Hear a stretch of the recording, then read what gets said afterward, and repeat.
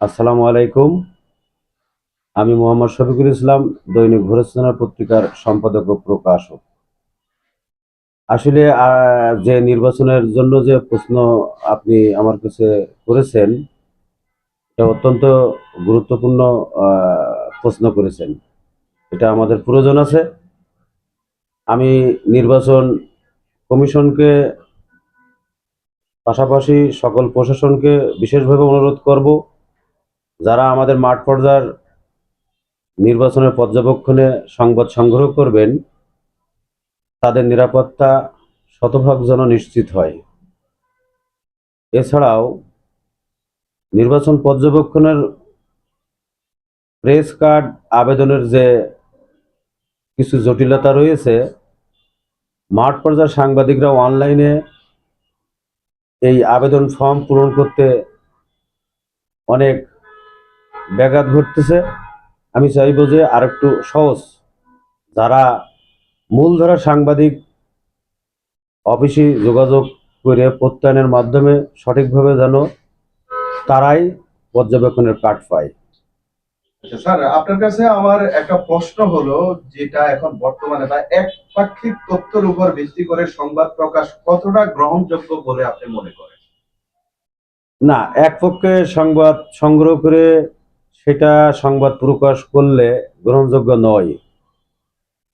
কারণ সংবাদ প্রকাশ করতে হলে শতভাগ এভিডেন্স, যার বিরুদ্ধে ক্রাইম নিউজ সংক্রান্ত যদি নিউজ করেন, সেই ক্ষেত্রে যার নামে নিউজ করবেন তার নামে আপনার কাছে অভিযোগ আসবে, বাদী যার নামে নিউজ করবেন তার কাছেও বক্তব্য নিতে হবে। আরেকটা জিনিস আপনার থেকে আমরা জানতে চাচ্ছি, গুজব বা সামাজিক যোগাযোগ মাধ্যমে তথ্য রিপোর্ট করার আগে সাংবাদিকদের কি করণীয় বলে আপনি মনে করেন? গুজব কথায় কান দেওয়া যাবে না, সরাসরি সেখানে ফিল্ডে যেয়ে সরাসরি ঘটনা উদ্ঘাটন করাটাই হলো সাংবাদিকের মূল কাজ। সাংবাদিক জাতির বিবেক। আপনাদের মাধ্যমে কোনোভাবে যেন সাধারণ নাগরিক হয়রানির শিকার না হয়।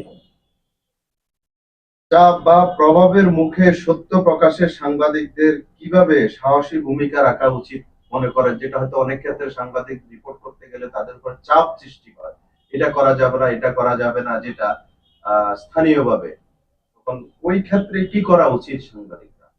এই ক্ষেত্রে মনে করেন ফুলফিল অ্যাসাইনমেন্ট অফিস থেকে নিয়ে টিম রেডি করে তারপরে থানাকে ইনফর্ম করে ঘটনাস্থানে পৌঁছতে হবে। কারণ আপনাদেরকে নিরাপত্তা আগে, সাংবাদিকদের নিরাপত্তা আগে, তারপরে নিউজ সংগ্রহ করতে হবে। অনেক ক্ষেত্রে যেমন একটা এই সংবাদ যখন সংগ্রহ করা হলো সত্যতায়, কিন্তু সেই ক্ষেত্রে যখন তার উপরে চাপ সৃষ্টি করে, সেক্ষেত্রে ওই সাংবাদিক কি করা উচিত? সে প্রশাসনের সহযোগিতা চাইবে, তার প্রতিষ্ঠানের সম্পাদকের সহযোগিতা চাইবেন। এ ধরনের রিপোর্ট আইনি ঝুঁকি এড়াতে সাংবাদিক কি বিষয়গুলো খেয়াল রাখা প্রয়োজন মনে করেন? আমি মনে করি অ্যাকচুয়ালি সংবাদ সংগ্রহ, সাংবাদিকতা করতে হলে তো অত্যন্ত সাহস লাগবে। ভয় নিয়ে কাজ করলে হবে না। কারণ পুলিশ প্রশাসন সকল ডিপার্টমেন্টের ভিতরেও তাদের কাজ কাম করতে হলে, পরিচালনা করতে হলে দুর্ঘটনা তাদেরও ঘটে। সেই ক্ষেত্রে সংবাদ সংগ্রহ করতে হলেও এই ধরনের ঘটবে, কম বেশ ঘটবে, কিন্তু আপনার তো প্রিপারেশনটা সেভাবে নিতে হবে। আপনি একা বা নিরাপত্তা সবকিছু ফুলফিল রেডি না করে আপনি নিউজ সংগ্রহ করতে যাবেন, এ বিষয়ে তো সাংবাদিকদের একটু মানে কেয়ারফুল থাকতে হবে। আচ্ছা, ভুক্তভোগী ও অভিযুক্ত উভয় পক্ষের বক্তব্য প্রকাশে সাংবাদিকদের কি ভারসাম্য রাখা উচিত বলে আপনি মনে করেন? ভুক্তভোগী এবং অভিযুক্ত দুজনে যখন সংবাদ প্রকাশের ক্ষেত্রে কি ভারসাম্য রাখা উচিত বলে আপনি মনে করেন? না না, ভুক্তভোগী আর যে অভিযোগ, আপনার ভুক্তভোগী অভিযোগ দুটি তো অভিযোগ এক কথায় সঠিক, আপনি সঠিক যদি হবে এটা তদন্ত করে তারপরে সংবাদ সংগ্রহ করবেন, মানে প্রকাশ করার চেষ্টা করবেন। আপনার ভুক্তভোগী হোক, আসলে সে অ্যাকচুয়ালি ভুক্তভোগী হচ্ছে কিনা, আর অভিযোগকারী তারও সরাসরি ফুলফিল অভিযোগটা সঠিক কিনা, এটাও তো তদন্ত করে দেখবেন আপনারা।